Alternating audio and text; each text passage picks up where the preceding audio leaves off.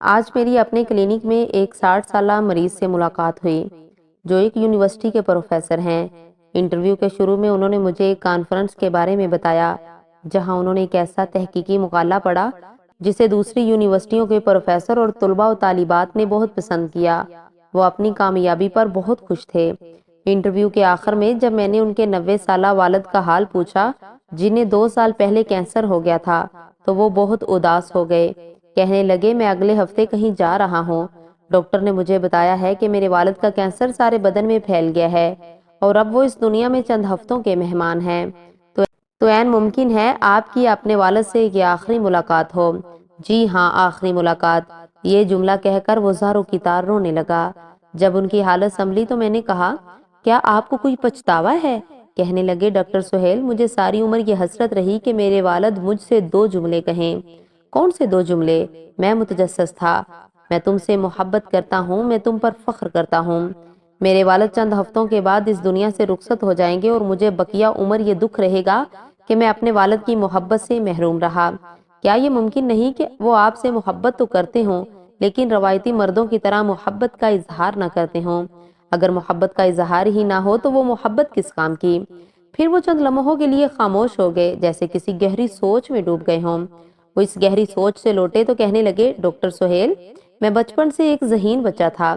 میں ایک کامیاب طالب علم تھا۔ میں اسکول میں اپنے کلاس میں اول آتا تھا۔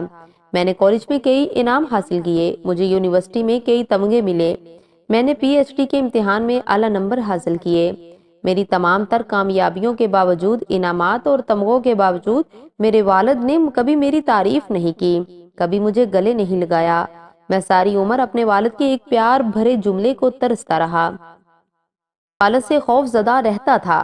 میری والدہ ایک محبتی عورت تھی لیکن وہ جلد فوت ہو گئی اور ہمیں ہمارے والد نے پالا۔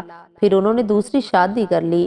بدقسمتی سے ہماری سوتیلی ماں جذباتی طور پر ایک بخیل اور محبت کے حوالے سے ایک کنجوس عورت تھی۔ ہم اپنے گھر میں اجنبیوں کی طرح پلے بڑے۔ میری کہانی ایک دکھ بھری کہانی ہے۔ میں نے کہا کیا آپ نے فرانس کافکا کا وہ خط پڑھا جو انہوں نے اپنے والد کے لیے لکھا تھا؟ نہیں، ضرور پڑھیں۔ اس میں باپ بیٹے کے حوالے سے کچھ نفسیاتی راز ہیں۔ اس خط سے آپ کو فائدہ ہوگا۔ جب میرا مریض چلا گیا تو میں کافی دیر تک سوچتا رہا کہ میرے مریض کے باپ کی طرح اس دنیا میں نہ جانے کتنے ایسے باپ ہیں جنہوں نے اپنے بچوں سے کبھی بھی کھل کر اپنے جذبات، اپنے احساسات، اپنی محبت، اپنی اپنائیت کا اظہار نہیں کیا۔ بہت سی روایتی باپ جب اپنے بچوں کو سرزنش کر رہے ہوتے ہیں اور ان کی غلطیوں پر تنقید کر رہے ہوتے ہیں تو وہ یہ سمجھتے ہیں کہ وہ اپنی محبت کا اظہار کر رہے ہیں۔ سوال یہ پیدا ہوتا ہے کہ اگر ماں باپ بچوں کی تعریف نہیں کریں گے، ان کی حوصلہ افزائی نہیں کریں گے تو پھر کون کرے گا؟ ہمسائے تو آ کر کرنے سے رہے۔ دنیا میں نہ جانے کتنے روایتی مشرقی و مغربی باپ ایسے ہیں جنہوں نے اپنے جذبات کا اظہار نہیں سیکھا۔ یہ سلسلہ نسل در نسل چلا آ رہا ہے۔ بہت سے مردوں کو اچھے رول ماڈل نہیں ملے۔ بعض کے باپ تو ماؤں کو مارتے بھی تھے، ان کی تحقیر و تذلیل بھی کرتے تھے۔ بہت سے مرد یہ سمجھتے ہیں کہ وہ نوکری کرتے ہیں، بچوں کو کھانا کھلاتے ہیں، ان کے لیے کپڑے خریدتے ہیں، گھر کا کرایہ دیتے ہیں، اس طرح وہ اپنے بچوں کا خیال رکھتے ہیں۔ ایسے باپ یہ نہیں سمجھتے کہ بچوں کی جسمانی ضروریات کے ساتھ ساتھ ان کی جذباتی اور ذہنی ضروریات بھی ہوتی ہیں۔ بہت سے باپ یہ نہیں جانتے کہ بچوں کو گود میں لینا، انہیں کھانا کھلانا، ان کے ساتھ سیر کے لیے جانا، انہیں چڑیا گھر کی سیر کرانا، ان کی سالگرہ پر انہیں تحفہ دینا، ان کی کہانیاں سننا، یہ سب باپ بننے کا حصہ ہے۔ اگر آپ کے والد نے ایسا نہیں کیا تو اس کا مطلب یہ نہیں کہ آپ بھی نہ کریں۔ آپ اپنے بچوں سے دوستی کریں، انہیں بتائیں کہ آپ ان سے محبت کرتے ہیں اور ان پر فخر کرتے ہیں۔